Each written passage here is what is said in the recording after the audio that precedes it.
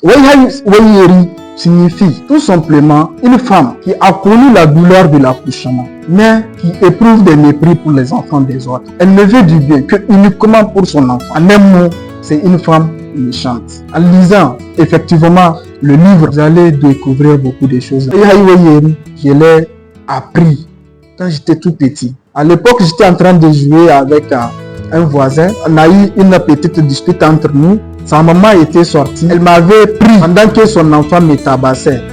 Ma maman était à l'intérieur de notre maison. Elle les a vus et puis elle a profité pour dire Wayeri.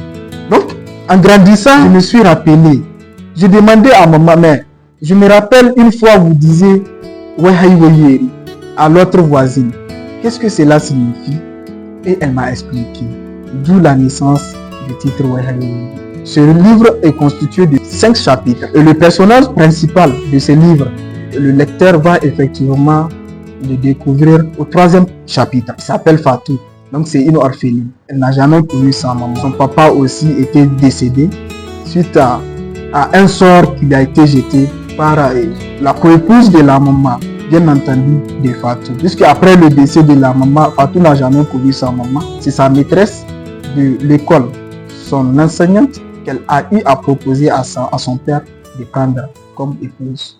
Qui malheureusement, elle aussi, elle a profité de la fortune du père de Fatou pour lui jeter du sort. Vous allez comprendre, le lecteur comprendra justement que le livre, ce n'est pas que les personnages.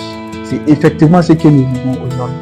L'ISN accompagne fortement toutes les idées de développement scientifique, les idées de conquête du savoir et les idées de fortification de tous ces militants et de toutes ces militantes. L'objet de notre présence ici, c'est de venir ici au siège social de notre organisation pour participer et pour découvrir le chef-d'œuvre que notre jeune frère écrivain a pu produire depuis le Bénin. C'est un réel plaisir et un réel motif de satisfaction de voir des jeunes étudiants nigériens qui sont partis à la recherche du savoir, compris parce que la jeunesse s'est engagée à se former et à partager avec d'abord le peuple nigérien, mais aussi le peuple du monde entier le savoir acquis. C'est une bonne personnalité. On s'est connu au secondaire.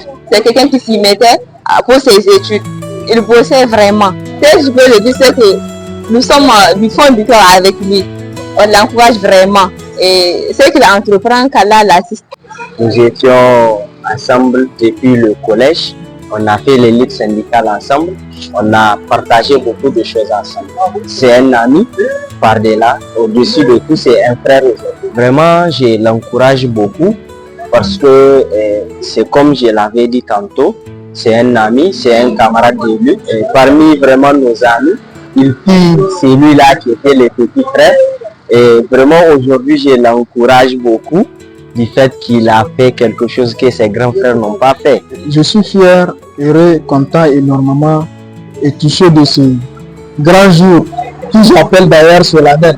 Un jour qui m'a permis de non seulement me présenter en tant qu'auteur, mais aussi en tant que citoyen nigérien pour l'émergence de la culture nigérienne. Après 2 ans de travail, concrétiser notre rêve. Un rêve qui est celui d'écrire notre réalité, d'écrire pour ceux qu'on n'entend pas, d'écrire pour ceux qu'on peut oublier. Je ne serai pas long, je lance un appel vibrant à l'endroit du gouvernement. Aider les jeunes écrivains à pouvoir continuer à faire la promotion de la culture nigérienne à travers l'Afrique et le monde de manière générale.